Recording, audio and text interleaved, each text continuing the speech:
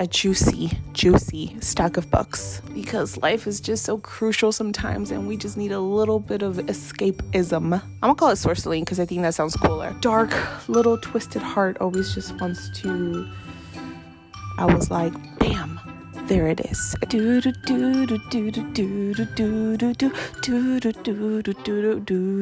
Ah, there it is. Well, hello friends. Welcome back to another video here on my YouTube platform. If you're wondering what this is, this old little beat up thing is my phone. I am voice recording on here because I cannot speak that loud today. I live with a whole bunch of people and I don't want to be disturbing everyone. So yeah, we got to make do with what we have. So I hope this works. I don't know. We'll see. Maybe I'm just totally just speaking to this, but I might end up just using my video audio. Who knows? I'm trying it out, okay? I am working up to buying a little actual microphone that is compatible with my camera. As soon as I hit hopefully 1,000 subscribers, I just hit 800 subscribers today. So that's very exciting and it just keeps motivating me to continue making videos. So if you are new here, hi, hello, my name is Kim. Welcome to my platform here on YouTube. I am a total book nerd. What the heck is a book nerd? I am a book nerd. I'm also an illustrator and a writer, and I love making videos on here, expressing and sharing my love for books and art and life and all the whimsical and poetic things of the world, because life is just so crucial sometimes and we just need a little bit of escapism, if you know what I mean. Anyways, I don't know what the heck I'm titling this video. I don't know. I think it's going to be either what I'm currently reading or what I'm going to read, TBR for spring, summer, June TBR. I don't know. We'll figure that out later once I'm editing this video. But we have here, my friends, a juicy stack of books that I'm very excited for me to share with you all. Some of these books, to be completely honest, were total cover buys. And I have no clue what they're about. We'll figure that out together right now in this video. Oh, hey, it's Video Editing Kim. Just wanted to pop on here to say I am sorry for my breathy as audio recording. So yeah, sorry. I learned my lesson. I will make sure that my phone microphone is like literally 10 feet apart from me because apparently I speak too breathy. So I'm sorry because I'm editing this video and I'm just like, oops.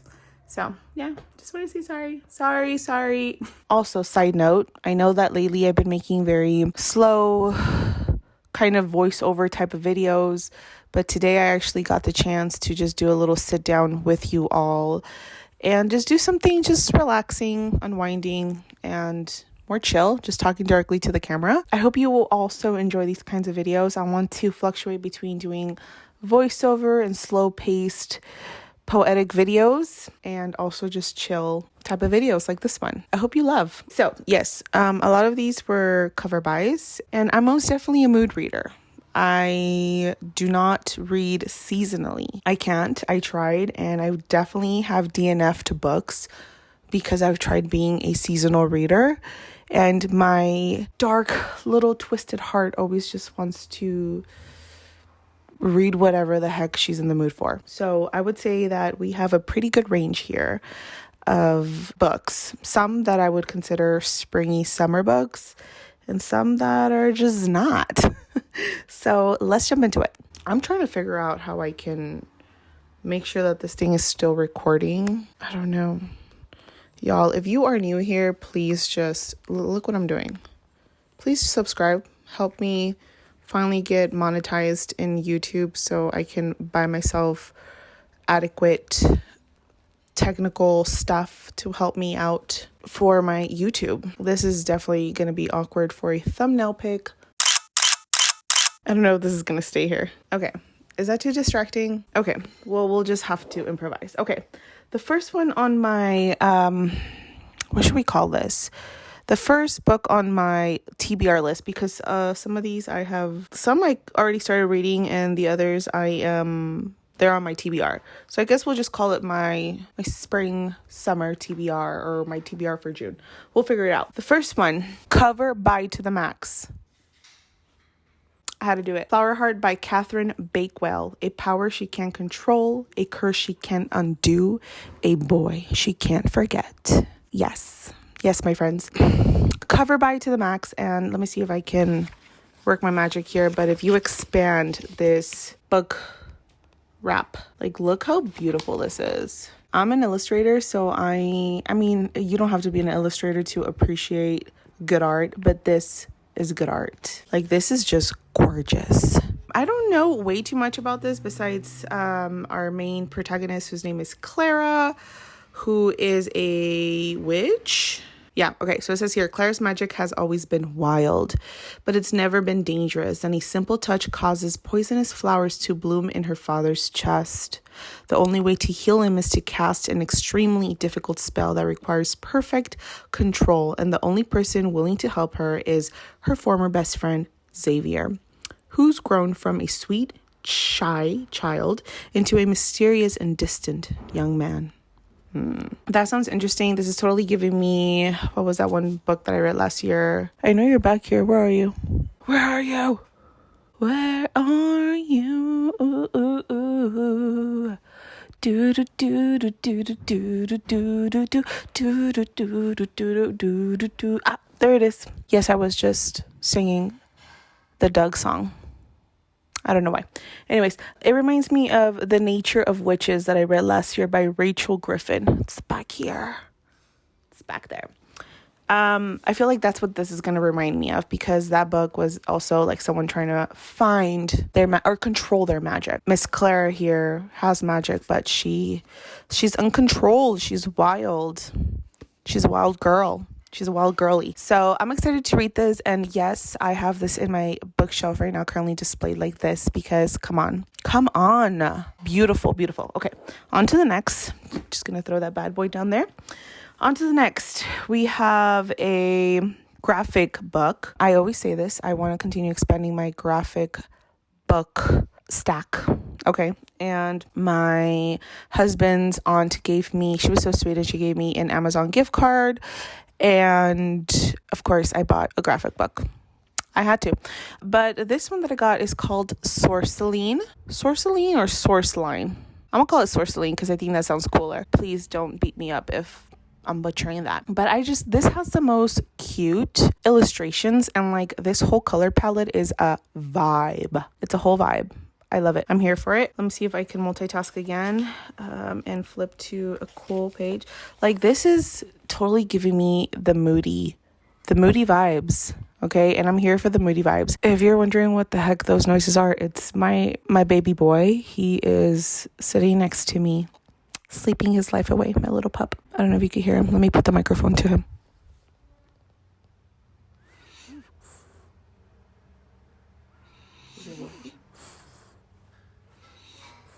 Who knows? Anyways, like I was saying, it's been starting to get really hot, and usually around this time of the year, I'm already like, ugh, can it just be fall already? So all I've been listening to as far as music is like moody playlists. I've been watching some moody stuff, and I've been just craving to also read moody books. So anyways, I got this very moody graphic novel so I can escape to my favorite time of the year, which is the fall season. And I cannot wait to read this. And it says here, Sorceline, for as long as she can remember, Sorceline has loved studying mythical creatures. Oh yeah, that's what this is about. I forgot for a second what this was about. Sorceline has loved studying mythical creatures. Now a student at Professor Archibald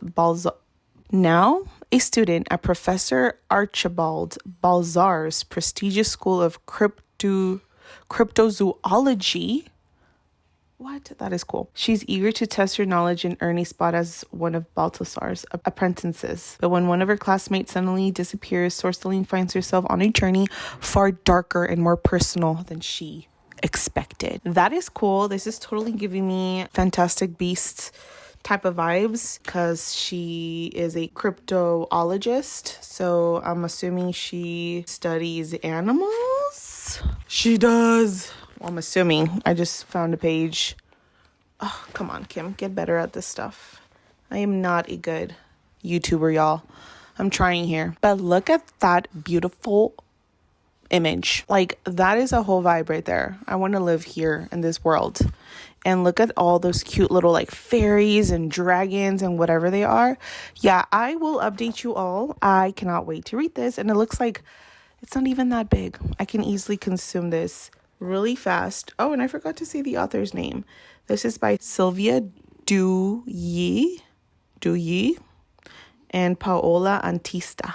Very cute. Can't wait. Throw it down there. Now, this is really cute. Wait, my book stack is getting smaller, so I have to put it down here so you all don't see the covers and I spoil all this for you all. I don't know if you've seen it in my, I think, spring reset video. I shared this book on there. I shared a couple of snippets of me reading this book, and also I finished it.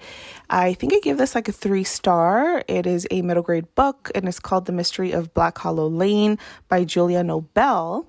So this was a really cute book. It is middle grade, so it is very fast. If you're into like secret societies, boarding schools, very dark academia based in England, little kids trying to find themselves, murder mystery as well, then this is the book for you. I had such a fun time reading this, and of course this was a total cover buy. Like, look at that. Very, very cute. And I seen in the back that there was a second book to this.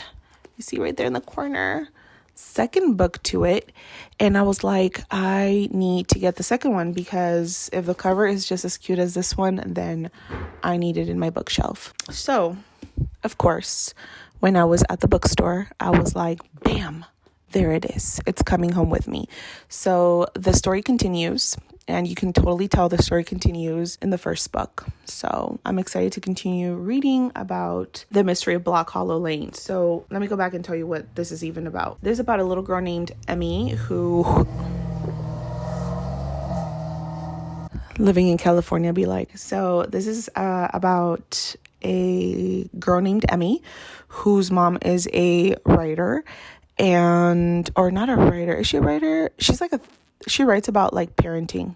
She's like a therapist or something, and she like writes about parenting. Emmy's dad died when she was 3, quote unquote died, or he went missing. He just like booked it on Emmy and her mom when she was 3 years old, and then they've never heard from him since. So Emmy is actually shipped off. Her mom sends her off to a boarding school in England because she is currently filming a TV show and she cannot take care of Emmy. So she sends her off to a boarding school, and it so happens to be that this boarding school is the boarding school that her father used to go to in England as well. And there is a secret society at this boarding school called Black Hollow Lane. Is that what it was called? I can't remember if that's what it was called. But there's a secret society there that her father actually used to belong to. And she ends up getting into this secret society without her knowing that her father went to this school, or knowing that her father used to be part of the secret society. But something about the secret society has to do with her father's disappearance. So she ends up she ends up connecting some dots, and it's basically she's on this quest to discover who this secret society is and how it is connected to her father's disappearance. So it was quite the cute little book, and like I mentioned, we're in the middle of spring. It's starting to get really hot here in California where I'm at, and I've just been wanting all the vibey moods of just give me dark academia, fall-ish, and I believe this is based in the winter, so that was quite cool. And let me get the other book because the book fell. This, I believe, also follows Emmy after The Mystery of Black Hollow Lane, and it's called The Secret of Whitestone Gate by Julia Nobel. So it continues to follow the story of Emmy, because the first book left off on, you could tell there was going to be more to the story. So she's still trying to figure out what happened to her father, because you can't quite discover what happened to him in the first book. I don't want to do any more spoilers, but yeah, if you're into cute little sort of secret society, boarding schools, England, winter, fall, dark academia type of vibes, then these little cute books are for you. Cutest covers ever, if I do say so myself. And how cute are these gonna look just like this in my bookshelf? Like, so cute, so cute. I love them. The next book that I have here is called The Borrowers. I'm so excited for this. I just got this. This is by Mary Norton. And the reason why I am so excited about this is if you see that little, hopefully my camera is focusing. If you see that little red circle right here, it says inspiration for The Secret World of Arrietty, a major motion picture, which it is. So The Secret World of Arrietty is a Studio Ghibli film and is one of my most favorite Studio Ghibli films, along with Kiki's Delivery Service. So if you haven't seen that Studio Ghibli film, what are you doing? Go see it after this video. Please go see it. It is so cute. And when I seen this and I was like, oh my gosh, this is inspired. This was the inspiration for The Secret World of Arrietty. I need to read this. I'm assuming, obviously, since this is inspired by The Secret World, or since The Secret World of Arrietty was inspired by The Borrowers, I'm just going to tell you what The Secret World of Arrietty was about. It's about a little, they're called, I don't know what they're called, but they're like little, they're not fairies, but they're like little tiny, dainty people living underneath a house. And they are called borrowers because they go around this big, massive house. Well, to them, it's big and massive because they're just so tiny. And they borrow things. They borrow little foods. They borrow just little trinkets in order to get them by. And in The Secret World of Arrietty, we're following Arrietty, who is learning to be a borrower, and how she can get around this big, massive house without getting seen, because they're not supposed to be seen by the people that live there. You cannot expose that these little tiny people exist. So she's learning to be a borrower, and the little boy that actually lives in this house where she lives also ends up spotting her. And it's about her building a relationship with this little boy. At least in The Secret World of Arrietty, I am not sure if that is the same story here. But that's what The Secret World of Arrietty is. I believe in The Secret World of Arrietty, the little boy is actually sick. And I believe he either has like a condition that is not curable. And it's just about her building this relationship with him. I'm telling you, Studio Ghibli films always get me like a massive plow in my heart. They have the most beautiful messages. Disney could never. I mean, they could. They also have beautiful messages, but like Studio Ghibli, like, it has my heart. But anyways, check out The Secret World of Arrietty. I'm excited to read The Borrowers and get back to you all. And it's so tiny. So tiny. I can easily read this in a day. Oh, and it has really cute. This is one of my favorite things about this book. Let me show you all. Ooh, I think there is a boy also in this book, because yes, look at that. It has illustrations. That's one of my most favorite things about this book, is that it has illustrations. It's so cute. And yeah, I believe there's also a boy in this story. And see, it's like tiny. Let me see if you could see it. She's right here, Arrietty. I think that's our girl meeting the little boy. But yeah, if you haven't seen The Secret World of Arrietty, please watch it. And then if you love it, go out and get The Borrowers, because I had no clue that there was even a book that inspired the film. The next book that I have here that's on my TBR is Witchlings by Claribel Ortega. And I laugh because I've been reading so much middle grade lately, and I am here for it. Honestly, I started getting more into middle grade after watching Alexandra Rosalind's YouTube channel. I'll link her channel down below. She reads a lot of middle grade, or at least she shares about reading middle grade books. And I just got inspired by her to start getting into middle grade books that I didn't get to read as a child, or books that I wish I had read when I was just younger and I didn't get a chance to. I used to be into reading when I was younger, and then life happened, and life happened really fast for me, being the oldest out of 4 siblings. And I just kind of lost my love for reading at a very young age.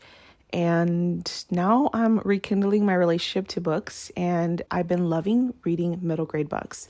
So that's why I kind of giggle, because a lot of the book stack that I'm actually even sharing with you is middle grade. And I'm not ashamed about it. There's something about cute and just heartfelt stories that are directed for like middle graders. I don't care. I'm going to read them and I'm going to add them to my bookshelves because why not? I love the whole ambiance of middle grade storytelling, and it just takes me back to my childhood, and it makes me feel like I'm making up for books that I should have read when I was younger, didn't get the chance to, but it's never late, right? So that's what I'm doing. Anyways, Witchlings. I think there's like 2 more books for Witchlings, or 1 more. I can't remember. So I want to collect all of them. Witchlings by Claribel Ortega. And it says here, every year in the magical town of Ravenskill, young witchlings participate in the Black Moon ceremony, are placed into covens, and come into their powers as full-fledged witches. 7 Salazar can't wait to be placed in house Hyacinth. She's worked so hard to get the best possible placement and to avoid being a spare, a leftover witch with lesser powers looked down on by everyone. But on the night of the ceremony, 7 isn't placed into house Hyacinth or in one of the 5 covens at all. She's a spare. Even worse, when 7 and the other 2 spares perform the magic circle to seal their coven, it doesn't work. They're stuck as witchlings and will lose their magical abilities for good. 7 invokes her only option, the impossible task. The 3 spares must defeat the dreaded night beast. If they work together and succeed, they'll gain their full powers. If they fail, well, the last coven to make the attempt ended up being turned into toads forever. Okay, first and foremost, I love that our main protagonist, her name is 7. It reminds me of... What's it called? Oh my gosh, why did I go blank? 11, you know, from that one show on Netflix. Anyways, it reminds me of that one show where the Millie Bobby Brown, she's 11. I'm excited to get into this series and have all the books to this series. Also, very cute cover. I'm here for it. Okay, the next one that I have, I only have 2 more to go. The next one that I have is actually a YA horror book, which I already started reading. I read 1 chapter on this and I'm liking it so far. But like I mentioned, lately I've been really into middle grade, so haven't picked this up. I think I read the first chapter like a couple of days ago and I haven't picked it up since. Not in a bad way, but I've been really into middle grade right now. Don't judge me. Anyways, this is called The Haunting of Alejandra by V. Castro. Beautiful cover. Also, such a cover by. So if there's one thing that you need to know about this book, it is this right here. A woman is haunted by the Mexican folk demon La Llorona in this ravishing and provocative literary horror novel about motherhood, family, legacy, and self-discovery. Okay, so that's really cool. I love stories about La Llorona. I wouldn't consider her a demon, so I don't know. There's a lot of stories, but the stories I grew up with, she's not a demon. But it sounds really intriguing. I read the first chapter of this, like I mentioned, and there's definitely something morbid and creepy going on. So I'm excited to continue reading this. I think it's a good balance to my middle grade books that I have going here. Throw that on there. And last but not least, another middle grade book. In this book, I actually seen my favorite YouTuber that I mentioned, one of my favorite YouTubers on here, Alexandra Rosalind. She mentioned this book, and when I seen it at my local bookstore, I was like, yes, I need to get that because that sounds really, really cool. It is called The Swifts. I keep like leaning like this because like my leg is right here, and I'm just like, you know, totally. This is a chill video, okay? You're not judging me.